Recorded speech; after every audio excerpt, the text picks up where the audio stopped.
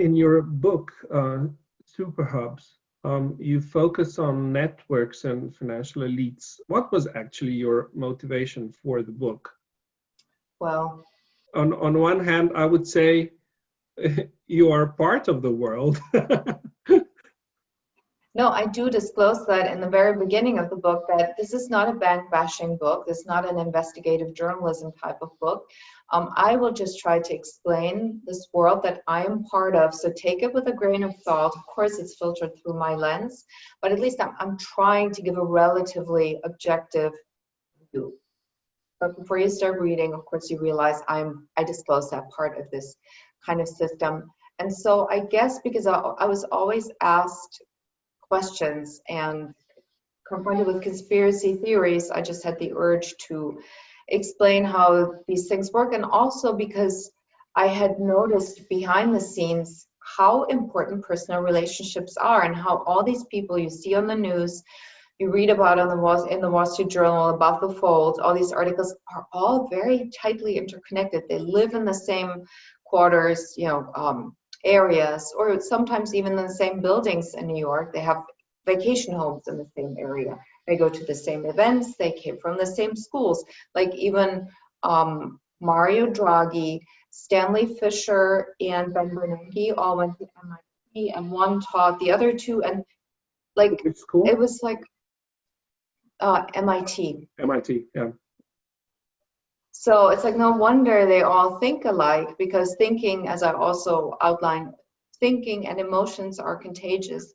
And so this is not a conspiracy theory, but if you have a big position at, like, say, the International Monetary Fund, and you are confronted with many candidates, and some of them you may probably be more inclined to hire people who you are familiar with and who you think you can trust.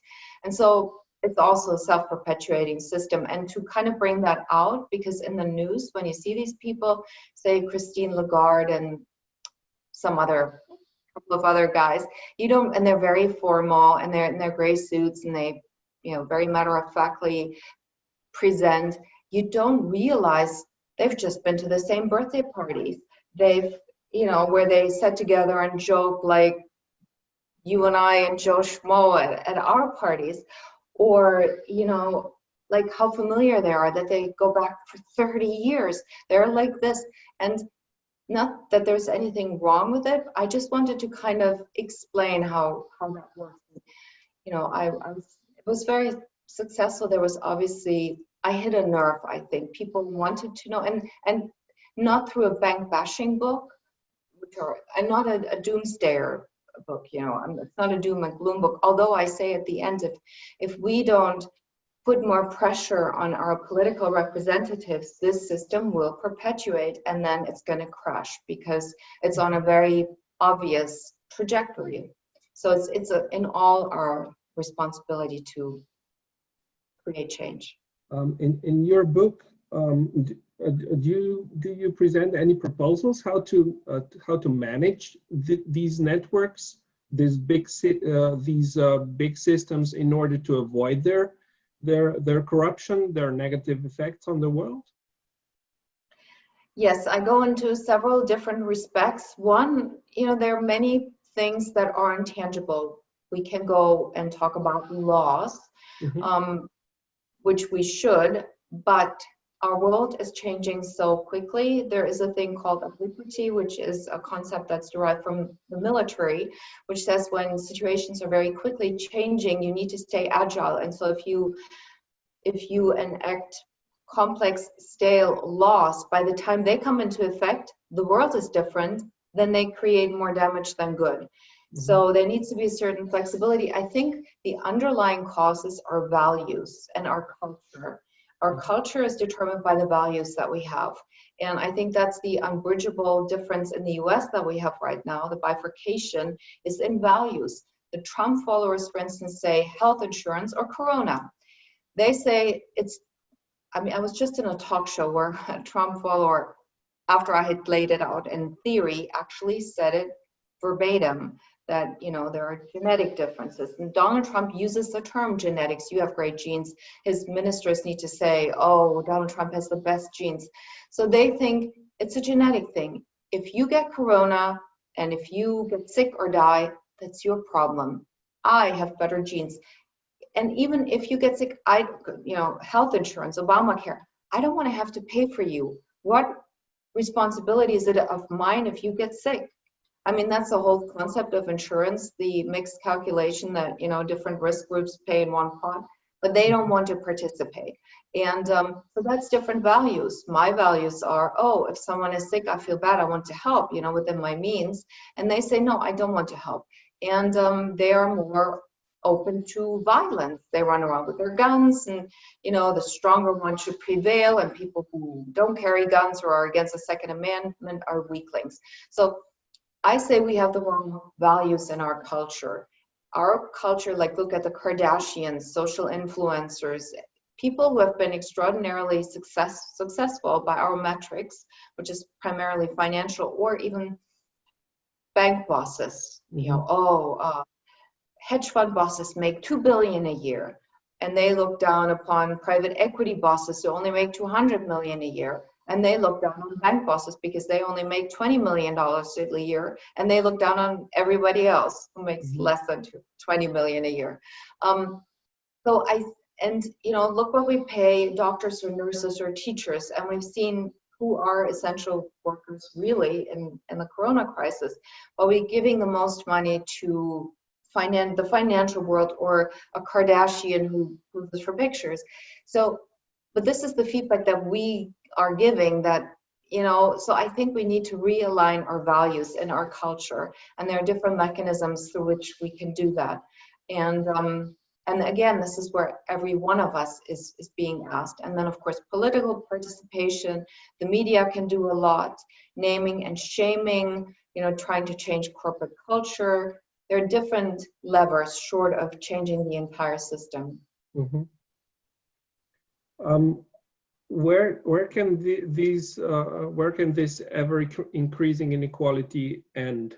From your experience talking to Soros's, Draghi's, Lagarde's, is meaningful tackling of the growing inequality divide ever on their true agenda, or are they even not the ones who really run the business world?